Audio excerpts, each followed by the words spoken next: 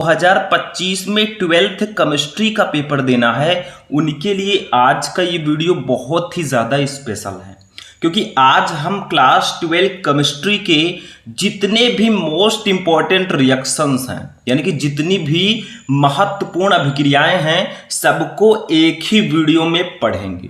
देखो स्टूडेंट, आप केमिस्ट्री की तैयारी कर रहे हो, आपको रिएक्शंस ना मिले ऐसा तो हो ही नहीं सकता। तो आज मैं आपके लिए लेकर आया हूं क्लास 12 केमिस्ट्री के टॉप 11 यानी कि 11 ऐसे महत्वपूर्ण रिएक्शन को जो आपके बोर्ड एग्जाम में लगभग हर साल पूछे जाते हैं। तो इन रिएक्शन को पढ़कर जाना, इससे बाहर बोर्ड एग्जाम में कुछ नहीं आएगा। YouTube पर पहली बार देखो, ये क्लास हो सकता है थोड़ा सा लॉन्ग हो, लेकिन ये इतना ज्यादा इंपॉर्टेंट क्लास है कि मैं लफ्जों में बयान नहीं कर सकता। देखो स्टूडेंट, कौन कौन से रिएक्शन पढ़ेंगे, थोड़ा सा इस पर नजर डाल लेते हैं। देखो सबसे पहले हम पढ़ेंगे वुड्स अभिक्रिया। देखो कितना ज्यादा इंपॉर्टेंट रिएक्शन है, आप सभी को पता है। यानी कि आपके चैप्टर 6 से 10 तक जो नेम्ड रिएक्शन पूछी जाती हैं, नाम वाली अभिक्रियाएं, उनको आज हम पढ़ेंगे। जितने रिएक्शन है सबको एक ही वीडियो में, इस वीडियो को मिस मत करना क्योंकि ये रिएक्शन आपके बोर्ड एग्जाम में 10 से 15 नंबर के आते हैं। वुड्स अपक्रिया, वुड्स फिटिंग अपक्रिया को फिर हम पढ़ेंगे। उसके बाद में फ्रीडल क्रॉफ्ट अपक्रिया, सारे रिएक्शन बहुत इंपॉर्टेंट है, हाई रेटेड है, ठीक है। फिर हम पढ़ेंगे हाइलोफॉर्म अपक्रिया को। फिर 5वां रिएक्शन हमारा है विलियमसन संश्लेषण अपक्रिया। ये सारे रिएक्शन आपके बोर्ड एग्जाम में आते हैं, आप प्रीवियस ईयर पेपर उठाकर देखना, सारे रिएक्शन आपको मिल जाएंगे। एक एक करके हम सबको पढ़ेंगे। फिर हम राइमर टीमन अपक्रिया, 7 नंबर है कोल्बे अपक्रिया अथवा कोल्बे स्मिट अपक्रिया। उसके बाद में हम पढ़ेंगे कैनिज़ारो अपक्रिया। फिर हम पढ़ेंगे एल्डोल संघनन, फिर कार्बिलेमिन अपक्रिया, फिर स्मिट अपक्रिया। मतलब ये सारे जो most important BVI very very important reaction है, इन सबको आज हम पढ़ेंगे। तो देखिए, इन सभी रिएक्शन को पढ़कर जाना, इससे बाहर आपके बोर्ड एग्जाम में कुछ नहीं आएगा। देखो ये रिएक्शन बहुत ही स्पेशल हैं, इन सबको मैं एक ही क्लास में आज मैं आपको बताने वाला हूं। एक एक करके हम सबको बहुत ही अच्छे से और ट्रिक के साथ पढ़ेंगे ताकि आपको बहुत आसानी से सारे रिएक्शन समझ में आ जाएं। बस आपको करना क्या है, वीडियो को लाइक करना, चैनल पर नए चैनल को सब्सक्राइब करना, ताकि ऐसे ही क्लासेज आपको रेगुलर मिलते रहें।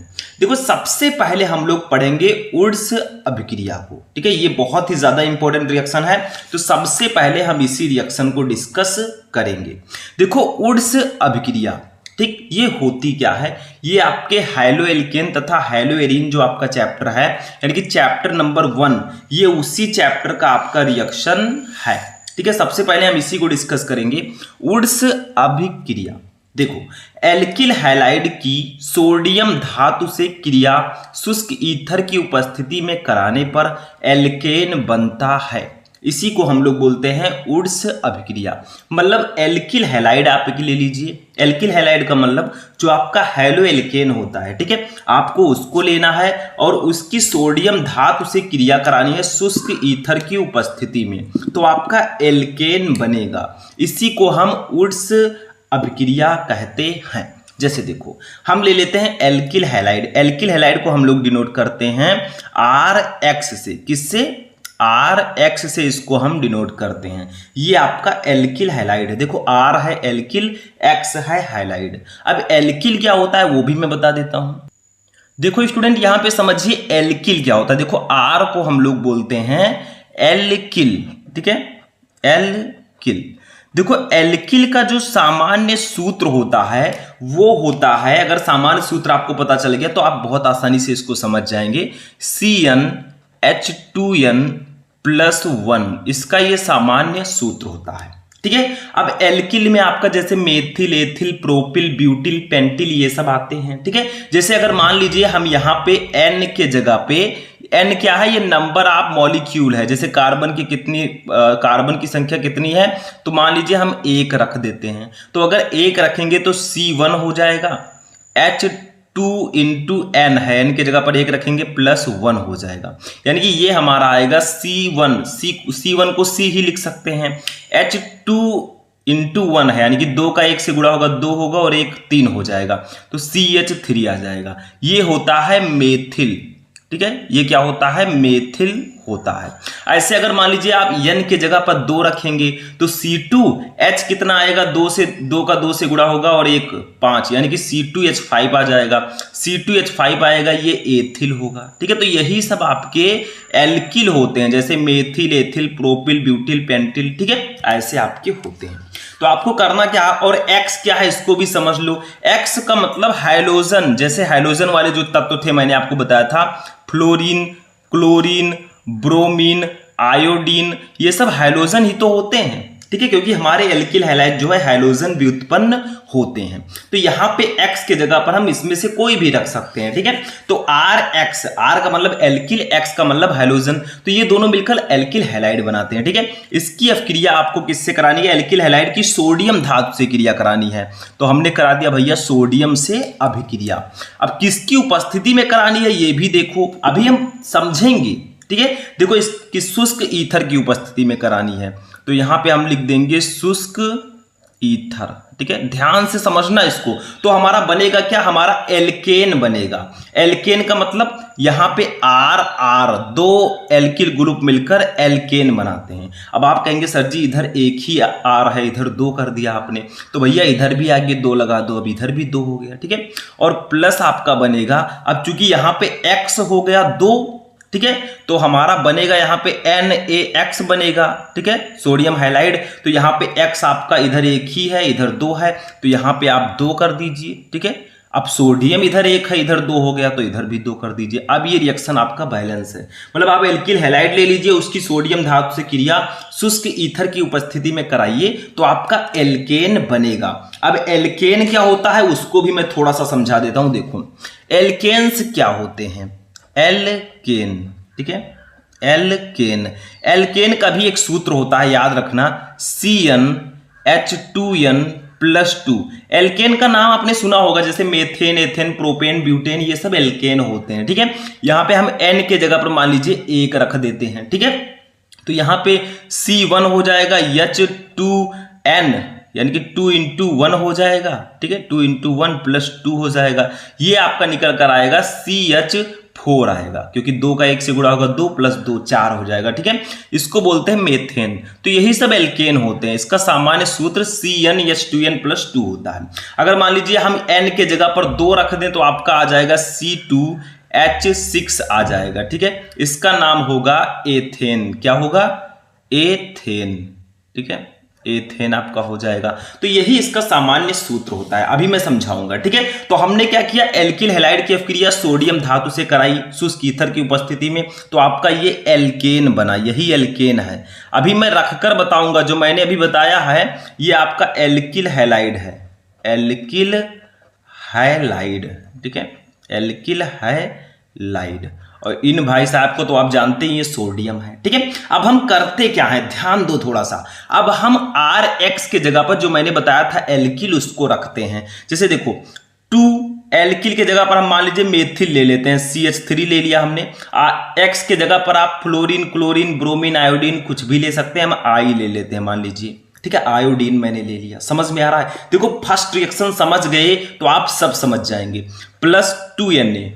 +2Na तो आपका ऐसे ही रहेगा। ठीक है, जब ये दोनों आपके रिएक्शन करेंगे, उपस्थिति किसकी रहेगी, शुष्क ईथर की, शुष्क ईथर की उपस्थिति में ये दोनों रिएक्शन करेंगे, तो आपका बनेगा क्या, देखो यहां पे क्या बना था, R बना था, यहां पे R के जगह पर मैंने मेथिल ले लिया है, तो यहां पे CH3 और CH3 बन जाएगा, क्योंकि R ऊपर बना था, यहां पे CH3 R के जगह पर मैंने CH3 लिया है, तो CH3 बन जाएगा। प्लस 2Na, X के जगह पर मैंने लिया है I को, मतलब मैंने हाइड्रोजन I ले लिया है, आयोडीन। ठीक है, तो यहाँ पे I हो जाएगा। तो ये भी वुड्स अभिक्रिया है, मैंने यहाँ पे रखकर लिख दिया है। ठीक है, वहां पे आपका केमिस्ट्री के भाषा में था। ठीक, अब देखो इसको हम लोग बोलेंगे मेथिल आयोडाइड, मेथिल या आयोडोमेथेन भी बोल सकते हैं, कोई दिक्कत नहीं है, मेथिल आयोडाइड। ठीक है, ये भैया सोडियम है। अब हमने जब इनका रिएक्शन कराया तो ये एथेन बना, क्या बना है, ये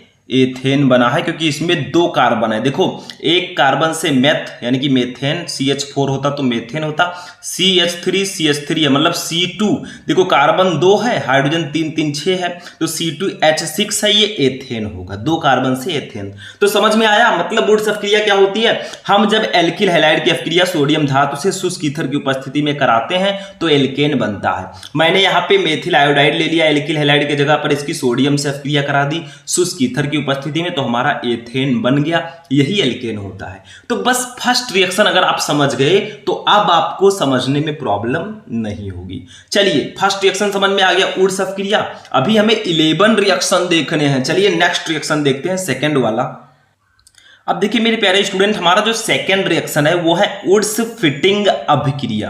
देखो अभी हमने वुड्स अपक्रिया पढ़ा था, ये भी उसी चैप्टर का है, वुड्स फिटिंग अभिक्रिया है। ठीक है, देखो इसमें क्या होता है, एल्किल हैलाइड का एरिल हैलाइड, मतलब आपको एल्किल हैलाइड के साथ एरिल हैलाइड लेना है और शुष्क ईथर की उपस्थिति में सोडियम की उपस्थिति में संयोग कराना है, अभिक्रिया करानी है। तो एरोमेटिक हाइड्रोकार्बन प्राप्त करने की अभिक्रिया वुड्स फिटिंग अभिक्रिया कहलाती है। मतलब इस अभिक्रिया में आपको एल्किल हैलाइड के साथ एरिल हैलाइड भी लेना है और उसकी सोडियम धातु की उपस्थिति में शुष्क ईथर से रिएक्शन कराना है, तो आपका एरोमेटिक हाइड्रोकार्बन प्राप्त होगा। इसी अभिक्रिया को हम वुड्स फिटिंग अभिक्रिया कहते हैं।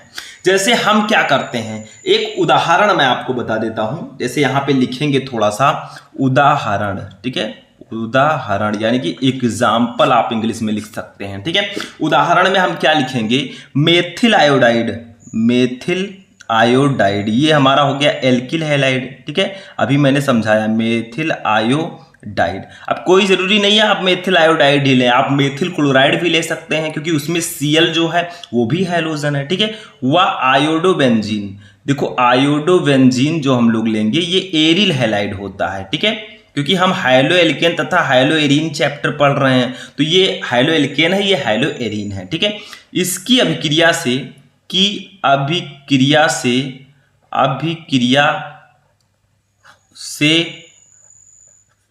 टॉलुइन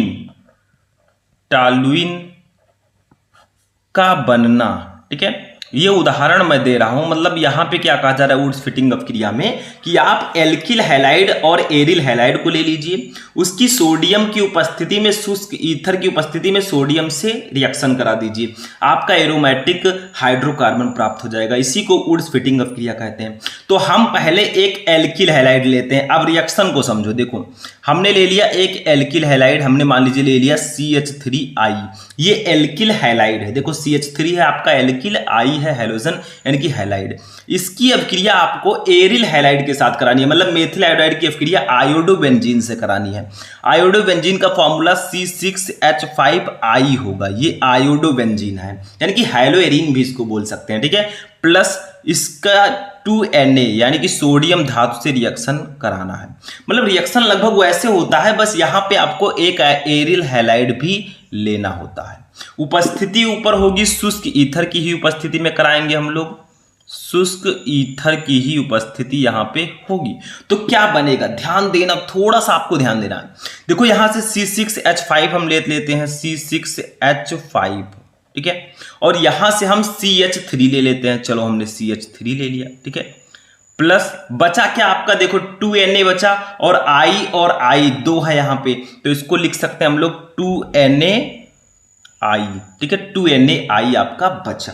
तो यही आपका होता है वुड्स फिटिंग अभिक्रिया। मतलब आपको एल्किल हैलाइड के साथ एरिल हैलाइड लेना है, उसकी सोडियम धातु से शुष्क ईथर की उपस्थिति में अभिक्रिया कराना है, तो आपका एक एरोमेटिक हाइड्रोकार्बन बनेगा, इसका नाम है टॉलुइन। ठीक है, क्या नाम है इसका, टॉलुइन। ये एरोमेटिक हाइड्रोकार्बन होता है, ये बनेगा। इसी अभिक्रिया को हम लोग बोलते हैं वुड्स फिटिंग अभिक्रिया। इसका नाम है मेथिल आयोडाइड, मेथिल आयोडाइड इनका नाम है। ठीक है, मेथिल आयोडाइड। और इन भाई साहब का नाम है आयोडोबेंजीन, इनका नाम है आयोडोबेंजीन। ठीक है, सबका नाम लिख देते हैं। ठीक है, तो समझ में आया। मतलब वुड्स फिटिंग अभिक्रिया में हम क्या करते हैं, एल्किल हैलाइड के साथ एरिल हैलाइड भी ले लेते हैं और उसकी सोडियम धातु से शुष्क ईथर की उपस्थिति में रिएक्शन करा देते हैं, तो हमारा एक एरोमेटिक हाइड्रोकार्बन टॉलुइन बनता है। इसी अभिक्रिया को वुड्स फिटिंग अभिक्रिया कहते हैं। बस सिंपल सा था, कुछ इसमें है नहीं। ऊपर आप लोग थोड़ा सा देख सकते हैं कि एल्किल हैलाइड का एरिल हैलाइड से शुष्क ईथर की उपस्थिति में शुष्क ईथर में सोडियम की उपस्थिति में संयोग करके एरोमेटिक हाइड्रोकार्बन प्राप्त करने की अभिक्रिया वुड्स फिटिंग अभिक्रिया कहलाती है। बस मैंने आपको रिएक्शन भी समझा दिया और आपका क्वेश्चन भी हो चुका है।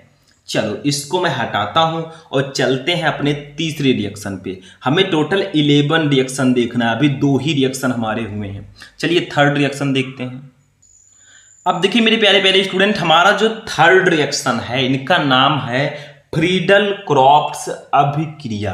ये रिएक्शन भी बहुत ज्यादा इंपॉर्टेंट है। फ्रीडल क्रॉफ्ट्स अभिक्रिया क्या होती है? देखो, जब बेंजीन या अन्य एरोमेटिक हाइड्रोकार्बन और किसी एल्किल या एसिल हैलाइड को निर्जल AlCl3 उत्प्रेरक की उपस्थिति में अभिक्रिया कराते हैं तो बेंजीन नाभिक का हाइड्रोजन परमाणु एल्किल या एसिल मूलक द्वारा प्रतिस्थापित हो जाता है। इस अभिक्रिया को फ्रीडल क्रॉफ्ट अभिक्रिया कहते हैं। मतलब इसमें कुछ करना नहीं है आपको, इतना बड़ा जो लिखा है इससे डरना मत। हमें डरना नहीं है, हमें लड़ना है। देखो आपको करना क्या है, बेंजीन ले लेना है, ठीक है, उसकी अभिक्रिया मेथिल क्लोराइड या एल्किल हैलाइड, किसी एल्किल हैलाइड से करा देनी है निर्जल AlCl3 की उपस्थिति में। तो आपका एक एरोमेटिक हाइड्रोकार्बन बनेगा, जैसे आपका टॉलुइन बन गया, ठीक है। इसी अभिक्रिया को हम फ्रीडल क्रॉफ्ट अभिक्रिया कहते हैं। मतलब जब बेंजीन या अन्य एरोमेटिक हाइड्रोकार्बन और किसी एल्किल या एसिल हैलाइड को हम निर्जल AlCl3 की उपस्थिति में अभिक्रिया कराते हैं तो बेंजीन नाभिक का हाइड्रोजन परमाणु जो है, बेंजीन का जो हाइड्रोजन परमाणु है वो एल्किल या एसिल मूलक द्वारा प्रतिस्थापित हो जाएगा। इस अभिक्रिया को फ्रीडल क्रॉफ्ट अभिक्रिया कहते हैं। बस समझो जो मैं समझाने जा रहा हूं, आपको समझ में आ जाएगा, सिंपल सा है। देखो आपको करना क्या है, जैसे आपको बेंजीन ले लेना है, बेंजीन या अन्य कोई एरोमेटिक हाइड्रोकार्बन, हम लोग यहां पे बेंजीन को ले लेते हैं C6H6। इसकी अभिक्रिया किसी एल्किल हैलाइड से करानी है तो एल्किल हैलाइड अब की बार हम लेंगे CH3Cl। ये भी एल्किल हैलाइड ही है, मैंने बताया था हाइड्रोजन X के जगह पर आप क्लोरीन, ब्रोमीन, आयोडीन कुछ भी रख सकते हैं, ठीक है। इसका रिएक्शन कराना है, यहां पे निर्जल AlCl3 उत्प्रेरक रहेगा, निर्जल AlCl3 उत्प्रेरक रहेगा। तो होगा क्या, देखो यहां पे C6H, देखो यहां का एक हाइड्रोजन, देखो यहां पे क्या लिखा है, तो बेंजीन नाभिक का हाइड्रोजन परमाणु, ये जो हाइड्रोजन है बेंजीन का, ये एल्किल या एसिल मूलक द्वारा प्रतिस्थापित हो जाएगा। मतलब यहां पे एक हाइड्रोजन परमाणु प्रतिस्थापित हो जाएगा और यहां पे ये वाला CH3 यानी कि एल्किल ग्रुप जुड़ जाएगा। मतलब यहां बेंजीन का एक हाइड्रोजन परमाणु प्रतिस्थापित हो गया और यहां पे ये CH3 इस पर आकर जुड़ गया, ठीक है। इसको हम टॉलुइन बोलते हैं। प्लस आपका बचा क्या, देखो एक H और ये Cl मिलकर HCl आपका बना लेंगे। देखो बेंजीन में से एक H गायब हुआ है, यहाँ पे 5 H, ठीक है, एक गायब हुआ और Cl मिलकर HCl बना लिए। वही तो कहा गया था कि जब बेंजीन या अन्य एरोमेटिक हाइड्रोकार्बन और किसी एल्किल या एसिल हैलाइड को निर्जल AlCl3 की उपस्थिति में अभिक्रिया कराते हैं,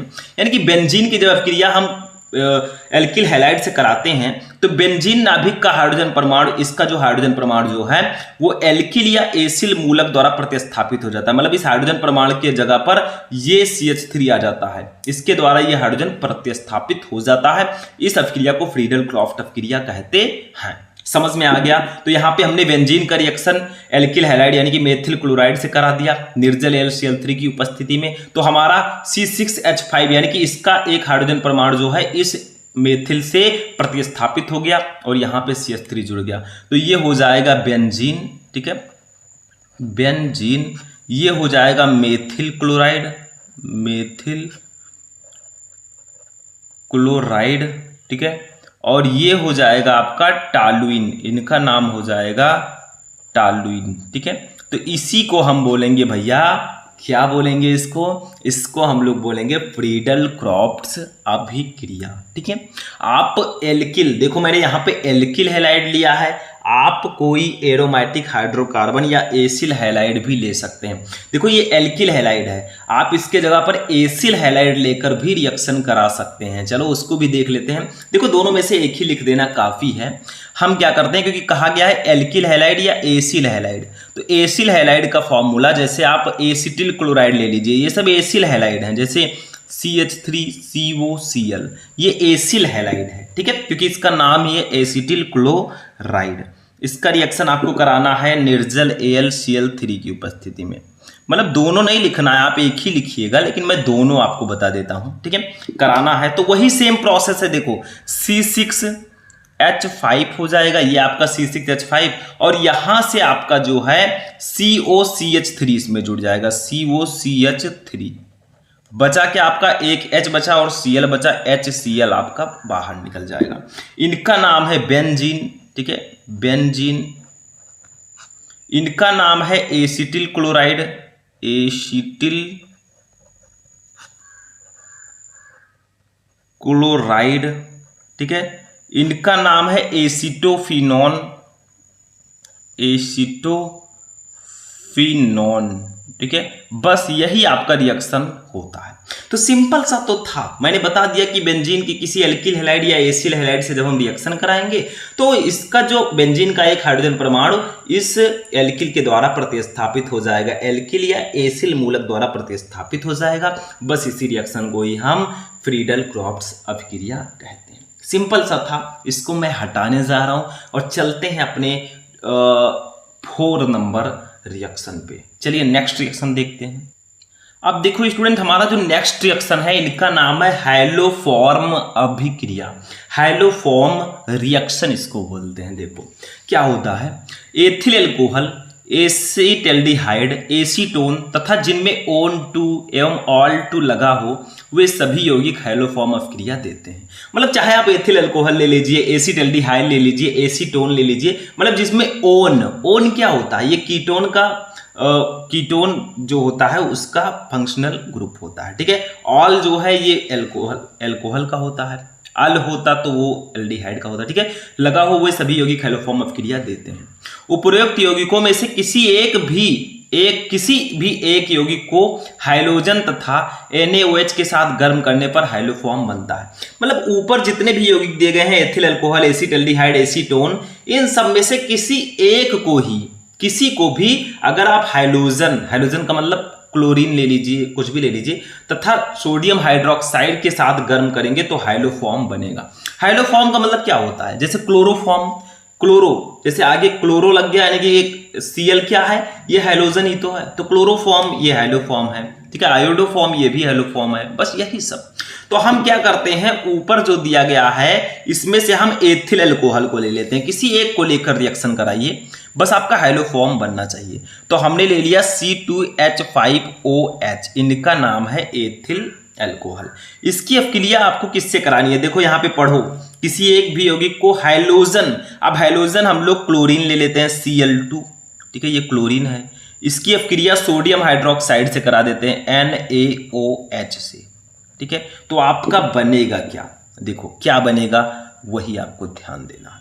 देखो यहां से आपका क्या होगा, CH और Cl2 है, अगर Cl2 है तो यहां पे हम लोग क्या करेंगे, आपका बन जाएगा CHCl3 बन जाएगा। अब आप कहेंगे सर जी इधर तो क्लोरीन 2 ही है, तो यहां पे हम आगे 4 लगा देते हैं। अब कितना हुआ, 2 का 4 से गुणा होगा 8 हो जाएगा, ठीक है। लेकिन यहां पे तो सिर्फ 3 ही क्लोरीन है भैया, तो हम क्या करेंगे, यहां पे हमारा NaCl भी बनेगा, NaCl भी बनेगा। अब Cl आपका देखो इधर 3 है, इधर कितना, 2 का 4 से गुणा करेंगे 8 है, तो भैया इसके आगे हम 5 लगा देंगे। अब देखो आपका क्लोरीन भी बैलेंस हो गया, देखो 3 और 5 8 हो गया क्लोरीन बैलेंस। लेकिन अब सोडियम भैया इधर 5 हो गए, इधर तो आपके कितने हैं, सिर्फ 1 ही है। तो अब हम लोग क्या करेंगे, इधर हम 6 लगा देंगे, कितना, 6 लगा देंगे। अब आप लोग कहेंगे सर जी इधर 5 है इधर 6 हो गया, तो एक यौगिक यहाँ पे और बनेगा, मैं नीचे लिख देता हूं HCOONA, इसको बोलते हैं सोडियम फॉर्मेट। ये आपका बन गया, ठीक है। अब आपका सोडियम भी हो गया, लेकिन अब यहाँ पे आपका देखिए रिएक्शन बैलेंस है कि नहीं। मतलब आपको एथिल अल्कोहल की अभिक्रिया क्या करानी है, किसी हैलोजन के साथ और सोडियम हाइड्रोक्साइड के साथ कराना है, तो हैलो फॉर्म बनना चाहिए। यही हैलो फॉर्म है, क्लोरोफॉर्म, यही आपका बन गया, ठीक है। यही बना, इसी को हमें बनाना था, लेकिन बाकी की तो फॉर्मेलिटीज हमें पूरा करना होगा ना, रिएक्शन बैलेंस है कि नहीं वो भी देखना होगा। देखो इधर कार्बन दो ही हैं, इधर भी कार्बन 1 और 1 2 है, ठीक है। इधर हाइड्रोजन 5, 1 6 और 6 12 है। इधर कितना है, 1 और 1 2 हाइड्रोजन सिर्फ हैं। तो यहाँ पे हम एक चीज और करेंगे, 5H2 लिख देंगे और O भी लिख देंगे। अब ये रिएक्शन आपका बिल्कुल बैलेंस है। आप लोग हाइड्रोजन देखेंगे तो 5 1 6 और 6 12 है। इधर कितना है, 1 और 1 2 और 2 का 5 से गुणा 10, 10 2 12 हो गया, ठीक है। इधर क्लोरीन कितना है, 2 का 4 से गुणा 8, इधर 3 और 5 8 है। इधर सोडियम कितना है, 6, इधर भी 5 और 1 6 है, ठीक है। इधर ऑक्सीजन कितना है, 1 और 6 1 7, इधर भी कितना है, 5 और 2 7 है। मतलब ये रिएक्शन आपका कंप्लीटली बैलेंस हो चुका है। इसको समझना होगा, आप ऐसे समझ लीजिए, 1 2 बार रिएक्शन करेंगे आपको बहुत आसानी से समझ में आ जाएगा। तो इनका नाम है एथिल अल्कोहल, एथिल अल्कोहल, ठीक है। एथिल अल्कोहल की अभिक्रिया मैंने करा दी हैलोजन से, जैसे क्लोरीन से और सोडियम हाइड्रोक्साइड से करा दी। नाम मैं ले रहा हूं, आप लोग लिख लीजिएगा। तो आपका बना क्या, हैलोफॉर्म बन गया। यही हैलोफॉर्म है भैया, क्लोरोफॉर्म। हैलोफॉर्म क्यों कहते हैं, क्योंकि इसमें Cl3 है, ये हैलोजन है। तो हैलोफॉर्म, देखो क्लोरो की जगह पे हैलो भी कह सकते हैं, क्योंकि हैलोजन आपका क्लोरो है, ठीक है। यहाँ पे ये HCOONA जो है ये सोडियम फॉर्मेट है, ये भी जान लीजिए थोड़ा सा, सोडियम फॉर्मेट है। तो यही होता है भैया हैलोफॉर्म अभिक्रिया। मतलब आप एथिल अल्कोहल, एसीटल्डिहाइड, एसीटोन, ये इसमें ये सभी यौगिक हैलोफॉर्म अभिक्रिया देते हैं। उपरोक्त यौगिक में से किसी भी एक यौगिक को हैलोजन तथा NaOH के साथ गर्म करने पर हैलोफॉर्म बनेगा। तो हमने एथिल अल्कोहल ले लिया, उसको हैलोजन और सोडियम हाइड्रोक्साइड के साथ गर्म किया तो हमारा क्लोरोफॉर्म बना, सोडियम क्लोराइड बना, सोडियम फॉर्मेट बना और जल बना। भैया ये रिएक्शन समझना होगा, इसको बैलेंस करना होगा। बैलेंस आपका पूरी तरह है तो ऐसे आपको लिखकर आना होगा। हमारा ये रिएक्शन भी हो चुका है। अब चलेंगे अपने 6 नंबर रिएक्शन पर। शायद हमने 5 नंबर रिएक्शन पढ़ लिया है। अभी तो ट्रेलर है, पिक्चर अभी बाकी है। क्लास भले ही लंबी हो जाएगी, लेकिन ये क्लास देखने के बाद आपको दूसरी क्लास देखने की जरूरत नहीं पड़ेगी। चलिए आगे बढ़ते हैं। अब देखिए स्टूडेंट, नेक्स्ट रिएक्शन जो हमारा है ये बहुत ज्यादा इंपॉर्टेंट रिएक्शन है, मैं लफ्जों में बयान नहीं कर सकता। देखो बहुत सिंपल सा है, विलियमसन संश्लेषण अभिक्रिया। देखो विलियमसन संश्लेषण अभिक्रिया द्वारा हम डाई एथिल ईथर को बनाते हैं। देखो कैसे बनाते हैं, किसी धातु एल्कोक्साइड को ले लीजिए, जैसे आप सोडियम एथॉक्साइड को ले सकते हैं। इसको किसी एल्किल हैलाइड, अब मैंने एल्किल हैलाइड आपको पहले ही बता दिया है क्या होता है, के साथ गर्म करने पर ईथर प्राप्त करना विलियमसन संश्लेषण अभिक्रिया कहलाता है। मतलब कोई धातु एल्कोक्साइड ले लीजिए, उसकी एल्किल हैलाइड के साथ गर्म कर दीजिए, आपका ईथर प्राप्त हो जाएगा। इसी को विलियमसन संश्लेषण अभिक्रिया कहते हैं। जैसे एग्जांपल, सोडियम एथॉक्साइड को एथिल आयोडाइड के साथ गर्म करने पर डाई एथिल ईथर बनता है। देखो कैसे, एग्जांपल समझो। एक हम धातु एल्कोक्साइड ले लेते हैं, यानी कि सोडियम एथॉक्साइड C2H5ONA, इनका नाम है सोडियम एथॉक्साइड। इसकी अभिक्रिया कराते हैं एथिल आयोडाइड से। एल्किल हैलाइड आपको लेना है तो यहां पे हम ले लेते हैं एल्किल हैलाइड के जगह पर एथिल आयोडाइड, क्योंकि एथिल आपका एल्किल है, आई आपका हैलाइड है। अब भैया इसको कर देंगे गर्म तो करना ही पड़ेगा भैया सिस्टम, ठीक है। ये गर्म कर दिया हमने, बनेगा क्या, देखो ये C2H5 आपका यहां से ले लेंगे C2H5, ठीक है। ये ले लिया, O भी ले लेंगे, O भी ले लिया। C2H5 यहां पर जाकर जुड़ जाएगा C2H5, इसी को कहते हैं डाई एथिल ईथर। देखो इसमें 2 एथिल ग्रुप हैं तो डाई एथिल ईथर, ठीक है। बचा क्या, Na और I बचा, तो NaI यहां पर लिख देंगे। बहुत सिंपल सा रिएक्शन था। मतलब आपको सोडियम एथॉक्साइड लेना है, उसको एथिल आयोडाइड के साथ गर्म करना है, आपका डाई एथिल ईथर बन जाएगा। ये सोडियम एथॉक्साइड ही धातु एल्कोक्साइड है, ठीक है। सोडियम एथॉक्साइड मतलब धातु एल्कोक्साइड इसको बोलते हैं। क्यों बोलते हैं, क्योंकि सोडियम आपका धातु है, एथॉक्साइड आपका एल्कोक्साइड है। इनका नाम है एथिल आयोडाइड। नामकरण कर देते हैं भैया, बिना नाम के कहाँ मजा आता है। हम लोगों का भी नाम है तो इनका भी नाम ले लेते हैं, ठीक है। Ethyl iodide. इनका नाम है डाई एथिल ईथर, यही तो हमें बनाना था, डाई एथिल ईथर, ठीक है, ईथर। तो यही आपका रिएक्शन होता है विलियमसन संश्लेषण अभिक्रिया। मतलब इसमें कुछ नहीं है, आपको धातु एल्कोऑक्साइड कोई लेना है, उसकी एल्किल हैलाइड के साथ गर्म करना है, विलियमसन संश्लेषण अभिक्रिया कहलाएगी। सोडियम एथॉक्साइड को हमने एथिल आयोडाइड के साथ गर्म किया, डाई एथिल ईथर बन गया। तो सोडियम एथॉक्साइड को एथिल आयोडाइड के साथ गर्म किया, डाई एथिल ईथर बन गया। रिएक्शन आपका बैलेंस है, करने की जरूरत नहीं है। C2H5O मैंने ले लिया, C2H5 ले लिया, बचा NaI, उसको लिख दिया, NaI है सोडियम आयोडाइड। चलो इसको भी मैं हटाता हूं, अपने नेक्स्ट रिएक्शन यानी कि 7 नंबर रिएक्शन को देखते हैं। ये बहुत ही इजी रिएक्शन था अब तक का। चलिए नेक्स्ट रिएक्शन देखते हैं। अब देखिए स्टूडेंट, हमारा जो नेक्स्ट रिएक्शन है ये बहुत ही ज्यादा इंपॉर्टेंट रिएक्शन है, इसको बिल्कुल भी आपको मिस नहीं करना है, क्योंकि इस रिएक्शन में बहुत सारी चीजें हैं सीखने लायक। राइमल टीमन अभिक्रिया इसको हम लोग बोलते हैं, बहुत इंपॉर्टेंट रिएक्शन है।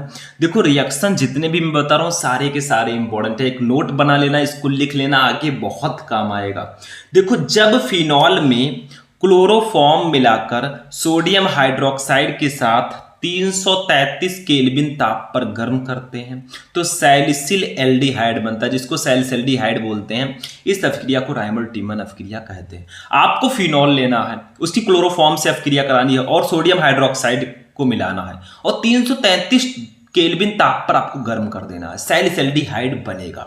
देखो करना क्या है, सिंपल से मैं रिएक्शन से समझाता हूं, रिएक्शन से ही आप समझ पाओगे। देखो हमें फिनॉल लेना है, फिनॉल का फॉर्मूला ये होता है, आप लिख सकते हैं C6H5OH भी लिख सकते हैं, लेकिन अगर स्ट्रक्चरल फॉर्मूला हम लिखें तो कुछ ऐसे होता है, ठीक है। ये आपका फिनॉल है, इसको क्लोरोफॉर्म का फॉर्मूला होता है CHCl3 से अभिक्रिया कराएंगे और सोडियम हाइड्रोक्साइड NaOH से हम रिएक्शन करा देंगे। मतलब इसको हम सिर्फ और सिर्फ गर्म करेंगे, कितने डिग्री सेंटीग्रेड पर, 333 केल्विन ताप पर हम लोग गर्म करेंगे, ठीक है। तो हमारा बनेगा क्या, सैलिसल्डिहाइड बनेगा। इसका फॉर्मूला क्या होता है ये समझ लो, सब समझ जाओगे, ठीक है। ये आपका ऐसे ही रहेगा सेम टू सेम, ऊपर OH भी रहेगा, ठीक है, OH भी रहेगा, बस यहां पे क्या होगा CH और O आकर इसमें जुड़ जाएगा भैया, CHO, इसी को बोलते हैं सैलिसल्डिहाइड, ठीक है। क्योंकि देखो एल्डिहाइड आपका CHO एल्डिहाइड ग्रुप आपका जुड़ गया, सैलिसल्डिहाइड होगा, प्लस आपका NaCl हो जाएगा, NaCl, और प्लस आपका H2O हो जाएगा। लिख देता हूं मैं नीचे, आप लोग साइड में लिख देना। देखो यहाँ पे NaCl और H2O आपका हो गया, लेकिन यहाँ पे मामला क्या फंस रहा है, ध्यान दो, थोड़ा सा दिमाग लगाओ। इधर आपका क्लोरीन जो है 3 है, इधर भैया 1 ही है, तो अब क्या करें हम लोग, तो इसके आगे हम लोग 3 लगा देंगे। ये 3 है भैया, ध्यान से देखना, ठीक है, हमने 3 लगा दिया। अब आपका ये क्लोरीन तो बैलेंस हो गया, अब सोडियम की गड़बड़ हो रहा है, क्योंकि इधर 3 हो गया, इधर 1 ही है, तो इधर भी हम लोग 3 लगाएंगे तभी तो सही होगा, ठीक है, 3 लगा दिया, ठीक। समझिए थोड़ा सा इस हाँ ये आपका 3 हो गया। अब देखिए रिएक्शन बैलेंस है कि नहीं, ये OH हो गया, ये CHO आपका यहां से निकल गया, NaCl आपका हो गया, Na तो बैलेंस हो गया, Cl भी बैलेंस हो गया। क्या हाइड्रोजन बैलेंस है यहाँ पे, इसको देखते हैं। इधर हाइड्रोजन है 1 और 3 1 4, इधर कितना है भैया, सिर्फ 2 है। देखो मैं ऊपर वालों को नहीं गिन रहा हूं, क्योंकि ऊपर आपका OH और CHO आपका ऑलरेडी यहां से जा चुका है, तो यहां पे सिर्फ इसके आगे हम लोग 2 लगा देंगे, प्लस यहां पे लगा देना, प्लस यहां पे लगा दीजिए, कोई दिक्कत नहीं, 2H2O। अब ये रिएक्शन आपका बिल्कुल बैलेंस है, ठीक है। तो इनका नाम है फिनॉल, इनका नाम है फिनॉल, इनका नाम है क्लोरोफॉर्म, ठीक है, क्लोरोफॉर्म, और इनका नाम है सैलिसल्डिहाइड। ये जो आपके हैं स्ट्रक्चरल बना हुआ है, इनका नाम है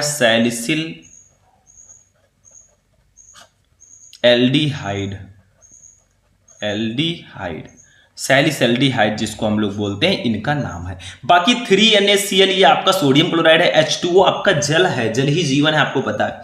तो हमें इसमें कुछ करना नहीं होता, राइमल टीमन अभिक्रिया में फिनॉल ले लेना है, उसकी क्लोरोफॉर्म के साथ सोडियम हाइड्रोक्साइड के साथ रिएक्शन कराना है 333 केल्विन पर, तो आपका सैलिसल्डिहाइड बन जाएगा। बस यही रिएक्शन राइमल टीमन अभिक्रिया कहलाती है। इसको भी हम हटाएंगे और अपने नेक्स्ट क्वेश्चन पे जाएंगे। अब देखिए स्टूडेंट 7 नंबर रिएक्शन हमारा अब आया है, इसका नाम है कोल्बे अपक्रिया अथवा कोल्बे स्मिट अपक्रिया। अब देखो थोड़ा लॉन्ग लिखा है मैंने, तो ऐसा मत समझना मेरे स्टूडेंट कि ये बहुत ज़्यादा शक्तिशाली है, मतलब प्रॉब्लम आपको नहीं होगी। देखो क्या है, फिनॉल को सोडियम हाइड्रोक्साइड के साथ अपक्रिया कराने से बना फिनॉक्साइड आयन फिनॉल की अपेक्षा इलेक्ट्रॉन दागी एरोमेटिक प्रतिस्थापन अपक्रिया के प्रति अधिक क्रियाशील होता है। मतलब आपको फिनॉल से पहले सोडियम हाइड्रोक्साइड फिनॉल की सोडियम हाइड्रोक्साइड के साथ अपक्रिया करानी है तो आपका फिनॉक्साइड आयन बनेगा। ठीक है, अब क्या करना है, फिनॉल की अपेक्षा इलेक्ट्रॉन दागी एरोमेटिक प्रतिस्थापन अपक्रिया के प्रति अधिक क्रियाशील होता है। फिर आपको क्या करना है, फिनॉक्साइड आयन की CO2 जैसे दुर्बल इलेक्ट्रॉन दागी प्रतिस्थापन के साथ इलेक्ट्रॉन दागी प्रतिस्थापन अपक्रिया कराना है। इससे 2 हाइड्रोक्सी बेंजोइक अम्ल यानी कि सैलिसिलिक अम्ल बनेगा। इसी को ही हम कोल्बे अपक्रिया कहेंगे। मतलब इसमें कुछ नहीं, आपको फिनॉल की पहले फिनॉल का रिएक्शन सोडियम हाइड्रोक्साइड के साथ कराना है तो फिनॉक्साइड आयन बनेगा। फिर आपको फिनॉक्साइड आयन की CO2 के साथ अपक्रिया करानी है तो आपका 2 हाइड्रोक्सी बेंजोइक अम्ल बनेगा, जिसको हम सैलिसिलिक अम्ल भी बोलते हैं। बस यही है कोल्बे अभिक्रिया। ये पढ़ने में मत देखिए कि इतना बड़ा सर्जी लिखे हैं तो हम नहीं लिख पाएंगे, बहुत इजी है। पहले आपको फिनॉल की सोडियम हाइड्रोक्साइड के साथ अपक्रिया करानी है, फिनॉक्साइड आयन बन गया। फिर इसकी आपको करानी है, लिखने का तरीका समझ लो, लिखना चाहो तो नोट कर लो, ठीक है। फिर इसकी आपको CO2 के साथ रिएक्शन कराना है, आपका सैलिसिलिक अम्ल बन जाएगा। देखो लिखने का मैंने टाइम दे दिया था, आप लोग नोट कर लीजिएगा। देखो हम क्या करेंगे, फिनॉल को लेंगे, ये हम लोग ले लिए फिनॉल को। भैया फिनॉल हमारे कुछ ऐसे रहते हैं, ऊपर सर पे OH इनके रहता है, ठीक है। इसकी सोडियम हाइड्रोक्साइड के साथ अपक्रिया हम लोग कराते हैं NaOH के साथ। चलो करा देते हैं, तो हमारा बनेगा फिनॉक्साइड आयन, कुछ इस प्रकार से बनेगा, ध्यान देना। इसके भी ऊपर भैया OH रहे, सॉरी ONA रहेगा, O और Na जाकर इस पर जुड़ जाएगा, ONA मतलब O और Na आपका जाकर जुड़ जाएगा, ठीक है। तो ये बन गया भैया फिनॉक्साइड आयन, या इसको सोडियम फिनेट भी बोलते हैं, दोनों आप बोल सकते हैं, ठीक है। फिर इसकी कार्बन डाइऑक्साइड CO2 और H+ की उपस्थिति में हम रिएक्शन कराएंगे। मतलब हमने क्या किया, फिनॉल की अपक्रिया पहले हम लोग फिनॉल इसको बोलेंगे, फिनॉल की अपक्रिया सोडियम हाइड्रोक्साइड के साथ कराया तो ये बना फिनॉक्साइड आयन, या इसको बोलेंगे सोडियम फिनेट, ठीक है, सोडियम फिनेट, ठीक है, ये हमारा बन गया। अब इसकी क्या करेंगे, देखो ऊपर लिखा है, ये फिनॉक्साइड आयन फिनॉल की अपेक्षा इलेक्ट्रॉन दागी एरोमेटिक प्रतिस्थापन अपक्रिया के प्रति अधिक क्रियाशील होते हैं, अतः ये CO2 जैसे दुर्बल इलेक्ट्रॉन दागी के साथ इलेक्ट्रॉन दागी प्रतिस्थापन अपक्रिया करता है, जिससे सैलिसिलिक अम्ल बनता है। अब ये CO2 के साथ रिएक्शन करेगा तो आपका ये फाइनली बन जाएगा। देखो कुछ इस प्रकार से बनेगा, ये देखो ऊपर आपका रहेगा OH, मतलब O और H मिलकर OH बना लेंगे, और यहाँ पे आपका हो जाएगा COOH। इसी को हम लोग बोलते हैं, चाहे आप बोलिए 2 हाइड्रोक्सी बेंजोइक अम्ल, मतलब देखिए 2 पर हाइड्रोक्सी लगा है, ये आपका ये है कार्बोक्सिलिक अम्ल, तो इसका बेंजोइक अम्ल हो जाएगा। तो इसको हम ऐसे लिख सकते हैं 2 हाइड्रोक्सी, ठीक है, 2 हाइड्रोक्सी बेंजोइक अम्ल, ठीक है, अम्ल, या इसी को हम लोग बोलते हैं मेरे प्यारे स्टूडेंट सैलिसिलिक अम्ल, सैलिसिलिक अम्ल, ठीक है। दोनों नाम से हम इसको जानते हैं, चाहे आप 2 हाइड्रोक्सी बेंजोइक अम्ल बोलिए चाहे सैलिसिलिक अम्ल बोलिए। तो समझ में आया, कुछ था नहीं इसमें। आपको फिनॉल की अपक्रिया सोडियम हाइड्रोक्साइड के साथ करानी है तो सोडियम फिनोट बन जाएगा, ठीक है, मध्यवर्ती, मतलब सोडियम फिनॉक्साइड आयन बनेगा। इसकी कार्बन डाइऑक्साइड के साथ रिएक्शन कराना है तो आपका 2 हाइड्रोक्सी बेंजोइक अम्ल यानी कि सैलिसिलिक अम्ल बन जाएगा। ऊपर नोट करना चाहें तो इसको आप लोग नोट कर सकते हैं। देखो मैंने यहाँ पे स्क्रीनशॉट लेने का मौका दे दिया है, आप लोग नोट कर लीजिएगा। तो ये हमारा भैया कोल्बे अभिक्रिया था। अब चलते हैं अपने नेक्स्ट रिएक्शन पे, जो बहुत ज्यादा इंपॉर्टेंट रिएक्शन है, उसको भी पढ़ते हैं। अब देखिए मेरे प्यारे स्टूडेंट, हमारा जो नेक्स्ट रिएक्शन है ये बहुत ज्यादा इंपॉर्टेंट रिएक्शन है, VVI रिएक्शन जिसको बोलते हैं, कैनिजारो अभिक्रिया। बहुत इंपॉर्टेंट रिएक्शन है। देखो होता क्या है, जब उन एल्डिहाइड के 2 अणुओं को जिनमें अल्फा हाइड्रोजन परमाणु नहीं होते, अब अल्फा हाइड्रोजन परमाणु क्या है मैं भी बताऊंगा। मतलब आपको एल्डिहाइड के 2 अणु लेना है जिनमें अल्फा हाइड्रोजन परमाणु नहीं होते, उसकी कास्टिक क्षारों के साथ, जैसे आप सोडियम हाइड्रोक्साइड ले सकते हैं, कास्टिक क्षार NaOH, ठीक है, के साथ सांद्र विलयनों के साथ क्रिया कराने पर एल्डिहाइड का एक अणु एल्कोहल में अपचयित हो जाएगा तथा दूसरा अणु अम्ल में ऑक्सीकृत हो जाता है। ये अभिक्रिया कैनिज़ारो अभिक्रिया कहलाती है। मतलब आपको उन एल्डिहाइड को लेना है जिसमें अल्फा हाइड्रोजन परमाणु नहीं होते। 2 अणु आपको लेना है, उसकी सोडियम हाइड्रोक्साइड के साथ अपक्रिया करानी है, तो एक अणु तो आपका एल्कोहल में अपचयित हो जाएगा और दूसरा अणु आपका अम्ल में ऑक्सीकृत हो जाएगा। इसी को ही हम बोलेंगे कैनिज़ारो अभिक्रिया। अब भैया कौन सा एल्डिहाइड लें जिसमें अल्फा हाइड्रोजन परमाणु ना हो? देखो अल्फा हाइड्रोजन परमाणु होते क्या हैं, जैसे हम लोग ले लेते हैं एक HCHO को हम लोग ले लेते हैं। अब अगर इसका हम लोग बनाएं, क्या बनाएं, अगर इसका हम स्ट्रक्चर बनाएं तो कैसे बनेगा, ध्यान देना।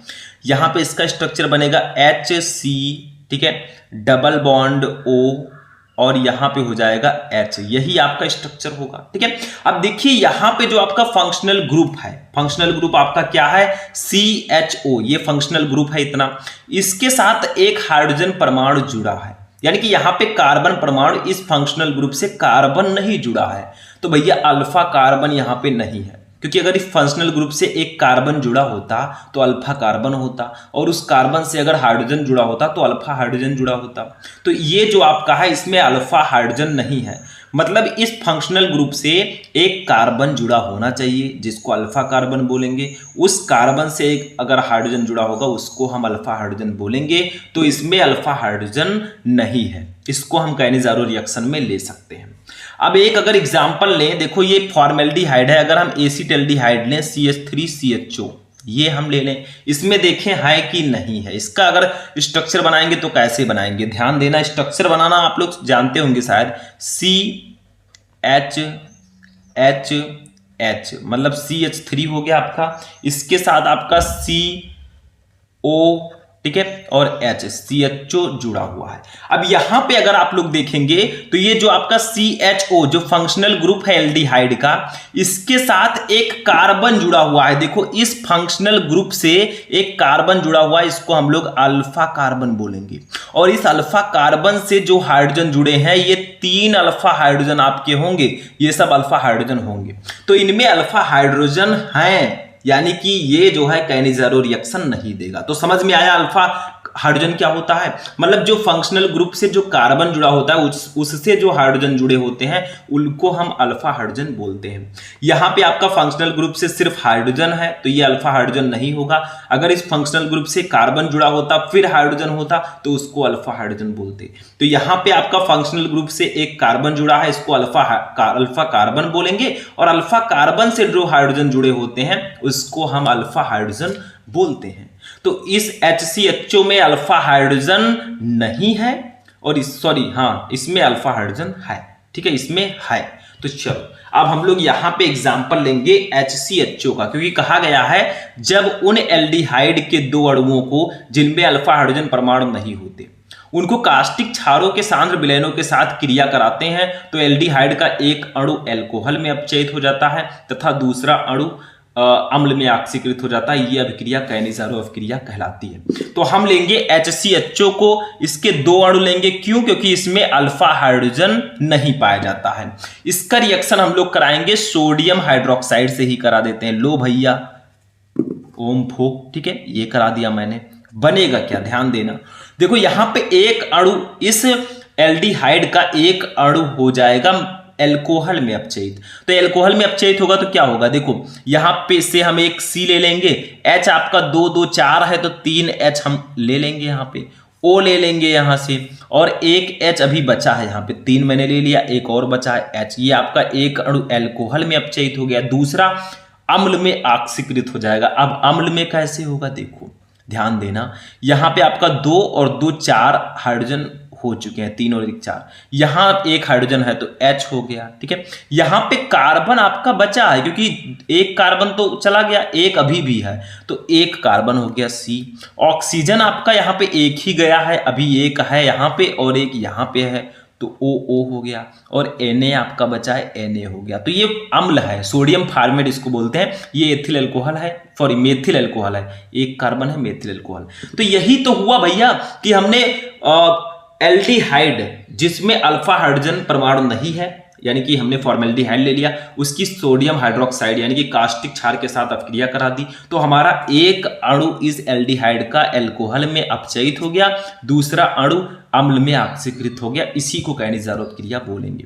तो ये फॉर्मेल्डिहाइड है, इनका नाम है फॉर्मेल्डिहाइड। इनका 2 अणु हमने लिया है, इसकी अपक्रिया सोडियम हाइड्रोक्साइड से कराया, तो ये भैया मेथिल अल्कोहल में अपचयित हुआ, मेथिल अल्कोहल में ये अपचयित हो गया, ठीक है।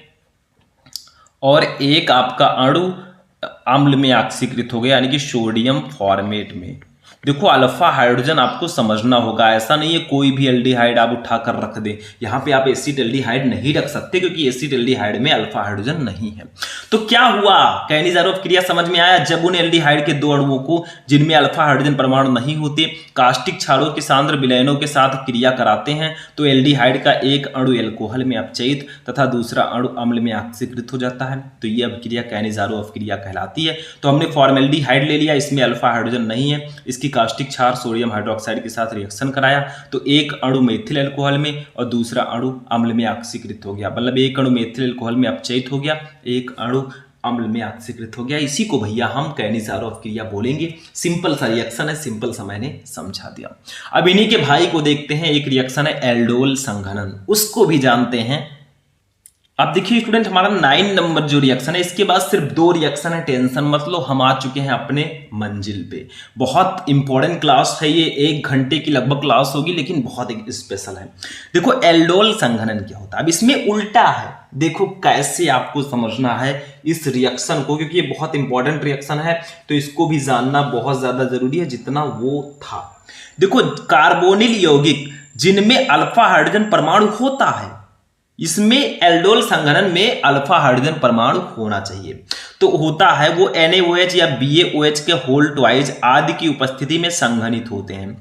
जैसे एसिड एल्डिहाइड संघनित होकर एल्डोल बनाता है और इस अपक्रिया को एल्डोल संघनन कहते हैं। देखो भैया, इसमें ऐसे एल्डिहाइड या ऐसे कार्बोनिल यौगिकों को लेना है जिसमें अल्फा हाइड्रोजन परमाणु होता है। कैनिज़ारो अपक्रिया में जिसमें अल्फा हाइड्रोजन नहीं होता है उसको मैंने लिया था, यहाँ पे अल्फा हाइड्रोजन परमाणु होगा। तो हमने बताया था CH3CHO में अल्फा हाइड्रोजन परमाणु होता है। मैंने आपको प्रूफ करके भी यहाँ पे दिखाया था कि कैसे उसमें अल्फा हाइड्रोजन परमाणु पाए जाते हैं। ये देखो मैंने आपको समझाया था। यहाँ पे ये आपका CH3CHO का स्ट्रक्चर है, यहाँ पे CH3CHO है। इस फंक्शनल ग्रुप से एक कार्बन जुड़ा है जिसको अल्फा कार्बन बोलेंगे, इस कार्बन से आपके हाइड्रोजन जुड़े हैं जिनको अल्फा हाइड्रोजन बोलेंगे। तो इसमें अल्फा हाइड्रोजन होते हैं। इसकी अपक्रिया आपको किससे करानी है, देखो कार्बोनिक यौगिक जिसमें अल्फा हाइड्रोजन परमाणु होता है NaOH BaOH की उपस्थिति में संघनित होते हैं, इसी की अपक्रिया हम इसी से ही करा देंगे, इसी से, यानी कि CH3CHO से ही कराएंगे। लेकिन उसको किस इस प्रकार से लिखेंगे, HCH2CHO। देखो ये भी वही चीज लिखा है CH3, इस H को अगर इसमें जोड़ दो ये भी CH3 हो जाएगा। मतलब थोड़ा अलग तरीके से मैंने लिखा है, दोनों सेम ही है, 2 अणु इसके मैंने ले लिए हैं, ठीक है। NaOH के उपस्थिति में से संघनित होते हैं और एल्डोल बनाते हैं। एल्डोल का मतलब ध्यान दो, ये आपका हो जाएगा CH3 हमने ले लिया, CH यहां से ले लेंगे, CH ले लिया। देखो CH3CH, जो O और H जो है, OH जो है ये ब्रैकेट में लिख देंगे OH, बाकी जो बचा है उसको लिख देंगे CH2CHO। ये आपका बचा है, बस यही तो एल्डोल है। देखो मैंने कुछ किया नहीं है, CH3CH को मैंने लिख दिया, O और H को मैंने ब्रैकेट में लिख दिया, इसीलिए मैंने इसको थोड़ा अलग टाइप से लिखा था, ठीक है। इसको मैंने ब्रैकेट में लिख दिया, बाकी CH2CHO मैंने लिख दिया, बस यही तो है एल्डोल संघनन। इसको बोलेंगे एसीटैल्डिहाइड। इसके 2 अणु लेंगे, एसीटैल्डिहाइड, ठीक है। इसके 2 अणु हमने ले लिए और इसका रिएक्शन सोडियम हाइड्रोक्साइड के साथ करा दिया, तो हमारा एल्डोल बन गया। बस यही होगा एल्डोल संघनन। समझ में आ गया कि कार्बोनिल यौगिक जिनमें अल्फा हाइड्रोजन परमाणु होता है, देखो हमने CH3CH2 ले लिया, इसकी सोडियम हाइड्रोक्साइड या BaOH का होल ट्वाइज आदि की उपस्थिति में संघनित होते हैं। एसिटाल्डिहाइड संघनित होकर एल्डोल बनाता है, मतलब एसिटाल्डिहाइड का 2 अणु हमने ले लिया, सोडियम हाइड्रोक्साइड के साथ रिएक्शन कराया तो भैया एल्डोल बन गया। सिंपल सा है, बस यही एल्डोल संघनन होता है। इसको भी मैं हटाता हूं, बहुत सिंपल रिएक्शन था। अपने नेक्स्ट रिएक्शन पे चलते हैं, 2 और रिएक्शन है उसको भी पढ़ते हैं। अब देखिए मेरे प्यारे स्टूडेंट, हमारा जो नेक्स्ट रिएक्शन है ये बहुत इंपॉर्टेंट रिएक्शन है, कार्बिल एमीन अभिक्रिया। एमीन चैप्टर का रिएक्शन है, कुछ है नहीं। देखो एथिल एमीन को क्लोरोफॉर्म और एल्कोहलीय पोटेशियम हाइड्रोक्साइड के साथ गर्म करने पर एथिल आइसोसाइनाइड या फिर एथिल कार्बिल एमीन बनता है, जिसकी गंध अरुचिकर होती है।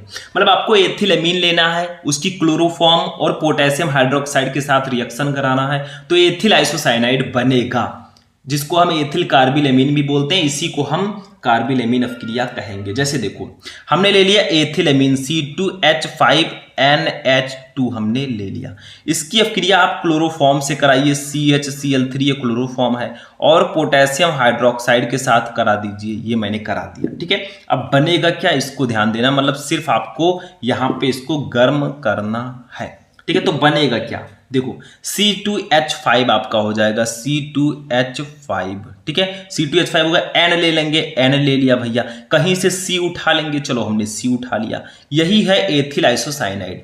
फिर आपका क्या बनेगा, KCl बन जाएगा, KCl, ठीक है, और प्लस आपका बन जाएगा H2O बन जाएगा, प्लस जल बनेगा, ठीक है। अब रिएक्शन को बैलेंस करते हैं, ध्यान देना, बैलेंस करने में बहुत मजा आएगा।